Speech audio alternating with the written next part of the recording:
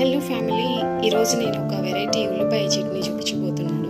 ఇది యాక్చువల్లీ మా grand mother recipe అనమాట. సో మీరు ఒకసారి ట్రై చేసి చూడండి. ఇది దోశల్లోకి మాత్రం చాలా బాగుంటుంది. అన్నిట్లో కానీ చెప్పలేం, కానీ దోశలకి మాత్రం this was very special chutney. So దీనికి కావాల్సిన ఇంగ్రీడియంట్స్ ఏంటంటే జస్ట్ ఏం లేదండి, సింపుల్గా చెప్పేస్తున్నా. 3 మీడియం సైజ్ ఆనియన్స్, ఆ తర్వాత కొంచెం జీలకర్ర, కొంచెం చింతపండు, ఇంకా పచ్చిమిరకాయలు మీ స్పైసీకి తగ్గట్టు మీరు వేసుకోండి. ఇవన్నీ వేసేసి నెక్స్ట్ ఏంటంటే కొత్తిమీర మాత్రం కంపల్సరీ. మీరు కొత్తిమీర కంపల్సరీ, ఎక్కువ కాదు తక్కువ కాదు, జస్ట్ 3 ఆనియన్స్కి 3 మీడియం ఆనియన్స్కి నేను ఇంత కొత్తిమీర తీసుకున్నాను అనుకోండి. సో ఇవన్నీ వేసేసి మనం కోర్స్గా గ్రైండ్ చేద్దాం. ఇది చూసారు కదండి, మరీ మెత్తగా కాదు మరీ కోర్స్గా కాదు, మీడియంగా ఇలా గ్రైండ్ చేసుకోవాలి. ఇప్పుడు మనం దీన్ని ట్యాంపర్ చేసేసి ఒక 5 నిమిషాలు మగ్గనిద్దాం.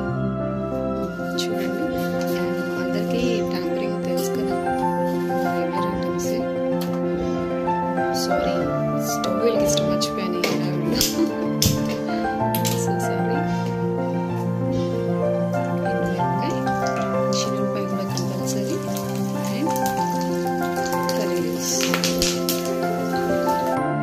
చూడండి, ఖచ్చితంగా ఎండుమిరపకాయ మాత్రం నల్లగా వేగితేనే టేస్ట్ బాగుంటుంది.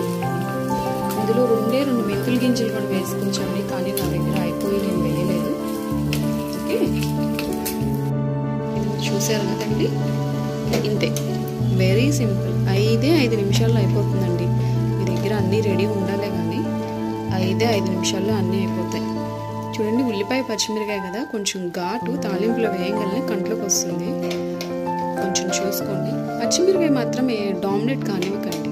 కొంచెం కారం, కొంచెం ఉల్లిపాయ ఘాటు, కొంచెం ఉల్లిపాయ తీపి అలా తగులుతూ ఉంటేనే దీని టేస్ట్ బాగుంటుంది. కానీ కాదు మాకు కారమే కావాలనుకుంటే ఇంకా మీ ఇష్టం అన్నమాట. ఇదండి. సో ఫైనల్లీ ఇలా ఉంటుంది. చూసారా, ఒక 5 నిమిషాలు మగ్గని చేసేసి దోశల్లో ఎంజాయ్ చేసి ఎలా ఉందో నాకు కామెంట్ చేసి చెప్పండి. And please to subscribe to my channel. By by family.